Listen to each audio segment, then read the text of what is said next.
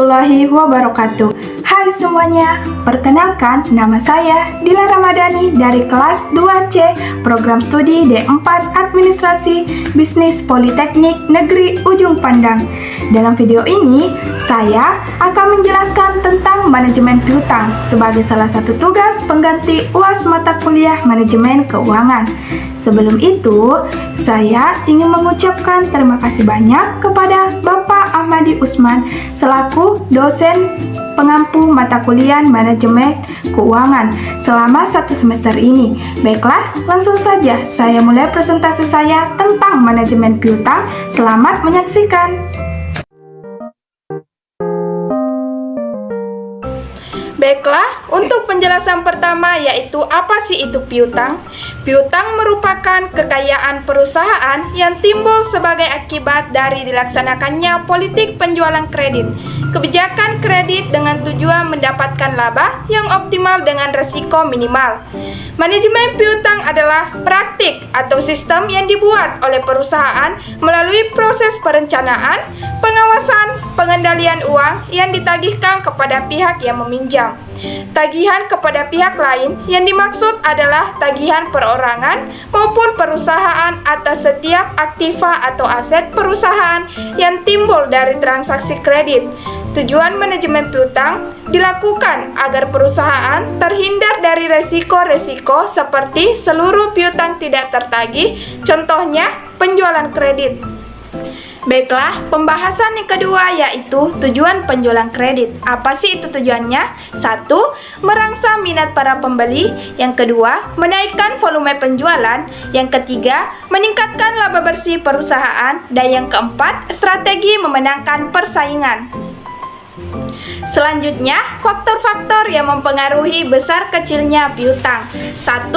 Volume penjualan kredit. Makin besar proporsi penjualan kredit dari total penjualan, maka jumlah investasi dalam piutang juga demikian. Artinya, perusahaan harus menyediakan investasi yang lebih besar dalam piutang, dan meski berisiko semakin besar, profitabilitasnya juga akan meningkat. Dan yang kedua, syarat pembayaran penjualan kredit. Syarat pembayaran penjualan kredit dapat bersifat ketat atau lunak. Apabila perusahaan menetapkan syarat pembayaran yang ketat, artinya keselamatan kredit lebih diutamakan dari profitabilitasnya. Syarat pembayaran yang ketat antara lain tampak dari batas waktu pembayaran yang pendek atau pembebanan bunga yang berat untuk pembayaran piutang terlambat, misalnya 2/10 net 30. Dan yang ketiga, ketentuan tentang pembatasan kredit. Dalam penjualan secara kredit, perusahaan dapat menetapkan batas maksimal bagi kredit yang diberikan kepada para pelanggan. Makin tinggi batas waktu yang diberikan kepada pelanggan, makin besar pula dana yang diinvestasikan ke dalam piutang.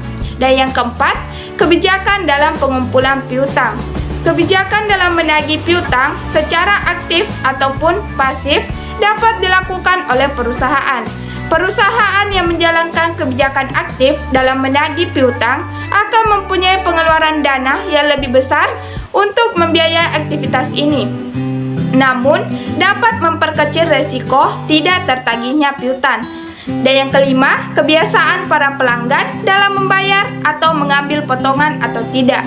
Biasa mengambil potongan, maka piutang yang timbul otomatis juga akan kecil.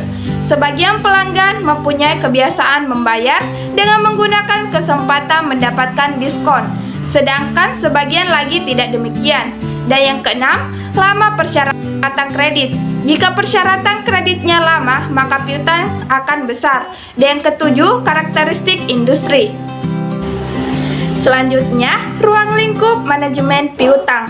Piutang pada umumnya timbul dari hasil usaha pokok perusahaan.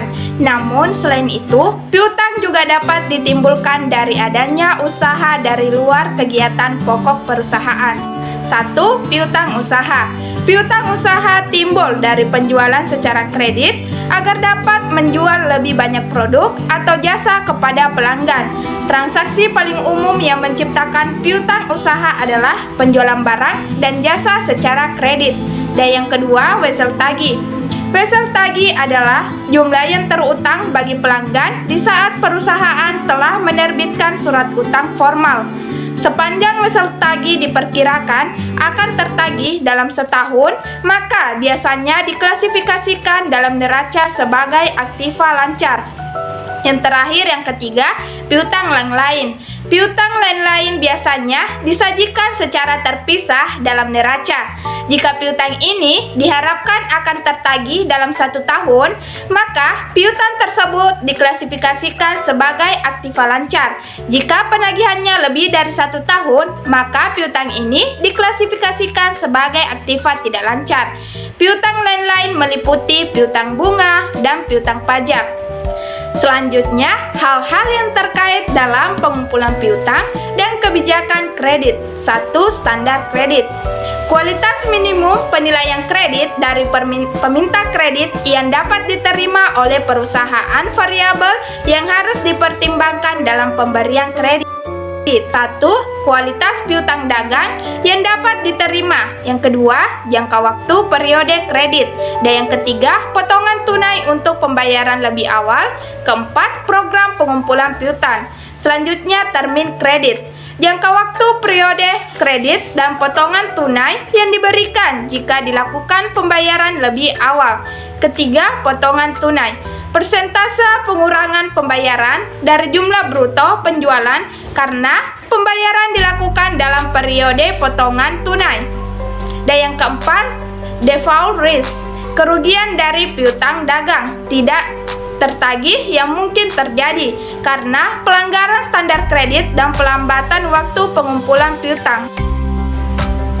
Dalam piutang terdapat keuntungan dan kerugian yang ditimbulkan oleh kebijakan kredit, yaitu 1. Potongan tunai. Persentase pengutang penjualan sebagai insentif pembayaran lebih awal. Yang kedua, biaya pengumpulan piutang merupakan biaya administrasi untuk melaksanakan operasi piutang. Yang ketiga, cadangan kerugian piutang. Jumlah piutang yang tak tertagih yang dibebankan pada penjualan. Yang keempat, biaya pendanaan, yaitu biaya kesempatan yang ditimbulkan oleh investasi piutang. Selanjutnya, pengendalian piutang. Pada dasarnya, ada 3 bidang pengendalian yang umum dilakukan. Ketiga bidang tersebut adalah 1. Pemberian kredit. Kebijakan kredit dan syarat penjualan kredit harus tidak boleh menghambat kepada pelanggannya keadaan keuangannya baik dan tidak boleh menimbulkan kerugian yang besar karena adanya piutang yang tak dapat ditagih. Yang kedua, penagihan yang aktif. Hal ini harus dilakukan untuk memperoleh pembayaran atas piutang yang ada sesuai dengan syarat penjualan waktu yang wajar. Yang ketiga, penyelenggaraan administrasi piutang yang baik. Administrasi piutang harus baik. Next, manajemen piutang. 1. Perencanaan jumlah dan pengumpulan piutang. Rencana jumlah piutang pada waktu yang akan datang disusun berdasarkan budget penjualan dengan memperhatikan persyaratan pembayaran yang ditawarkan perusahaan dan kebiasaan pelanggan membayar bunganya. Yang kedua, pengendalian piutang. Untuk pengendalian piutang secara ketat perlu dilaksanakan penyaringan langganan, penentuan resiko, penentuan potongan, pelaksanaan administrasi yang berhubungan dengan penarikan kredit, dan penetapan ketentuan-ketentuan dalam menghadapi para penunggak. Yang ketiga, penggunaan rasio. 1. Hitung rasio piutang dengan kerugian piutang yang timbul. 2. Hitung tingkat perputaran piutang dan rata-rata rasio 2 di atas dengan tahun sebelumnya, anggaran maupun kelompok industrinya. Selanjutnya, penilaian calon pembeli untuk memberikan piutang. 1. Menyangkut kejujuran, tanggung jawab dalam memenuhi kewajiban. Dan yang kedua, kemampuan untuk membayar utangnya atau dilihat dari aktiva dan jumlah utang. Yang ketiga, dilihat dari jumlah modal sendiri yang dimiliki perusahaan dari suatu periode. Keempat, perbandingan antara modal sendiri dan modal asing. Kelima, jaminan dalam pengambilan kredit. Keenam, kondisi perekonomian secara umum. Next, resiko kerugian piutang. Setiap usaha yang dilakukan untuk mencapai suatu tujuan akan mengandung resiko yang tidak dapat dihindari.